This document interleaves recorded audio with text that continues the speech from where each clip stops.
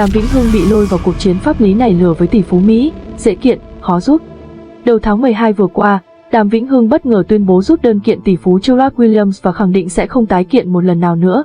Chính vợ của tỷ phú Mỹ là ca sĩ Bích Tuyền sau đó cũng lên tiếng xác nhận nam ca sĩ đã rút đơn kiện chồng chị.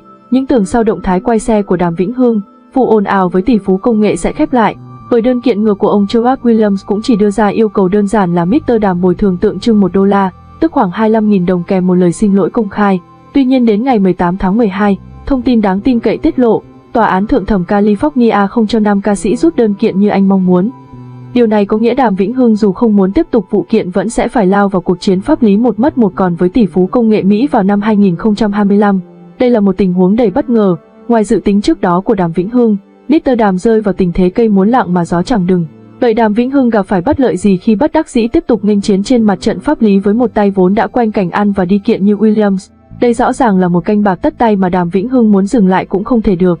Nó sẽ đưa đến nhiều hệ lụy kèm theo dành cho nam ca sĩ. Tuy nhiên vẫn có những cơ sở để anh Đàm hy vọng vào khả năng chiến thắng từ đội ngũ luật sư mới. Hãy cùng NNX tìm hiểu lý do tại sao Đàm Vĩnh Hưng không thể rút đơn kiện dù anh rất muốn khép lại vụ kiện, chấm dứt những ồn ào này, những hệ lụy từ việc buộc phải theo kiện đến cùng với tỷ phú Mỹ. Như đã biết, ngày 30 tháng 10 năm 2024, Tòa Thượng thẩm bang California, Mỹ, đã nhận đơn kiện của ca sĩ Đàm Vĩnh Hưng, tên thật là Huỳnh Minh Hương, sinh năm 1971. Trong đơn, nam ca sĩ cho biết gặp tai nạn tại nhà của vợ chồng ca sĩ Bích Tuyền trên đất Mỹ hồi tháng 2 năm 2024 và phải cắt bỏ vài ngón chân sau sự cố. Nam ca sĩ đâm đơn kiện yêu cầu bồi thường 50 triệu USD do bị thương tật, mất sâu diễn. Trong khi đó, phía Gerard Williams, dù cảm thấy thất vọng với hành động của Mr. Đàm, một người mà họ vẫn còn là bạn thân, thì từng sát cánh qua một thời gian khá dài, cũng như đã hỗ trợ tối đa sau khi nam ca sĩ bị thương trên đất Mỹ, nhưng ông này vẫn không đồng ý bồi thường theo yêu cầu của Mr. Đàm. Họ cho rằng đòi hỏi của giọng ca người Việt Nam là quá vô lý bởi chính anh đã tự ý trèo lên đài phun nước trong khi biểu diễn dẫn đến tai nạn rồi lại quay sang đòi số tiền khủng. Vợ chồng tỷ phú Mỹ sau đó đâm đơn kiện ngược Đàm Vĩnh Hưng lên Tòa Thượng thẩm Cali để phơi bày tất cả sự thật về vụ việc.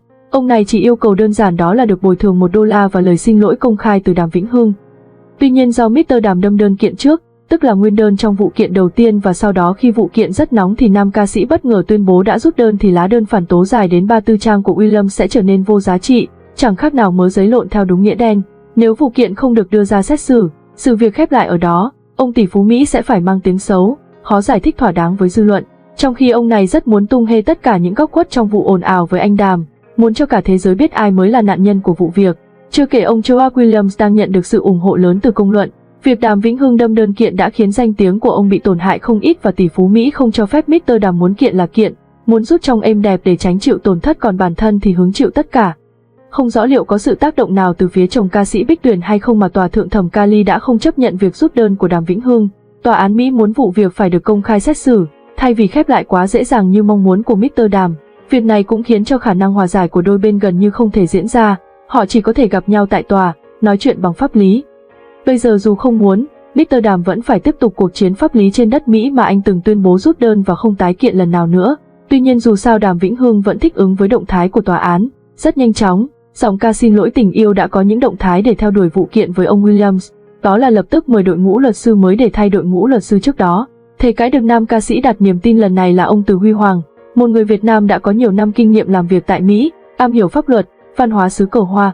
Đây sẽ là thuận lợi cho nam ca sĩ bởi dù đã ca hát đến 20 năm có lẽ nhưng khả năng giao tiếp bằng tiếng Anh của Mr. Đàm vẫn còn hạn chế. Khi theo đuổi vụ kiện, thông qua các phiên dịch sẽ rất khó để Mr. Đàm hiểu rõ ngọn ngành về vụ kiện của chính mình.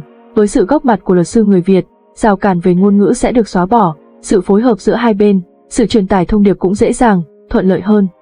Không được rút đơn, Đàm Vĩnh Hưng vẫn sẽ trở thành nguyên đơn trong vụ kiện với tỷ phú Mỹ và Tòa án Thượng thẩm Cali sẽ phải xử lý đơn kiện của nam ca sĩ trước rồi mới đến đơn phản đòn của chồng ca sĩ Bích Tuyền.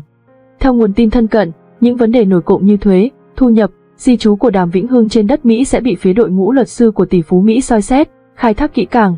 Bên kia chiến tuyến, đội ngũ luật sư của Mr. Đàm cũng đang tích cực tìm thêm những bằng chứng mới để theo đuổi vụ kiện. Có thể nói diễn biến mới của vụ việc đã và đang khiến Đàm Vĩnh Hưng lâm vào thế khó. Khi anh đâm đơn kiện tỷ phú Gerard Williams đòi bồi thường thiệt hại nhưng vấp phải sự phản ứng đầy cứng rắn từ phía ông này.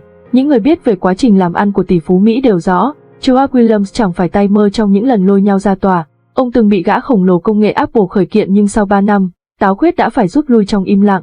Một người có tiềm lực kinh tế, lại am hiểu pháp luật Mỹ, có nhiều kinh nghiệm chống lại các vụ thư kiện như ông Gerard Williams thì chẳng có lý do gì để ngán ngại Đàm Vĩnh Hưng cả. Thời gian qua, tỷ phú Mỹ rất biết cách sử dụng truyền thông trong việc đẩy áp lực về phía Đàm Vĩnh Hưng. Nếu để tóm tắt ngắn gọn thì đại ý là Đàm Vĩnh Hưng đến hát ở nhà tôi. Anh ta cao hứng nhảy lên đài phun nước trong khi biểu diễn và khiến nó đổ sập đè lên chân rồi sau đó lại lưu loa lên là lỗi của chủ nhà và đòi bồi thường. Thật vô lý, không thể chấp nhận được. Về phần mình, diễn biến mới nhất khiến Đàm Vĩnh Hưng sẽ buộc phải theo đuổi vụ kiện đến năm 2025. Từ nay đến đó, anh sẽ phải sống trong những áp lực từ dư luận, những chỉ trích, làn sóng đòi tẩy chay có thể tiếp tục. Tất cả sẽ khiến tên tuổi của anh bị ảnh hưởng đáng kể. Từ sau khi tuyên bố rút đơn kiện, những tin tức về anh Đàm trên truyền thông đã giảm và nhạt đi rất nhiều, nhưng việc tòa án Cali không cho nam ca sĩ rút đơn như ngọn lửa đang âm ỉ bị thổi bùng lên mạnh mẽ.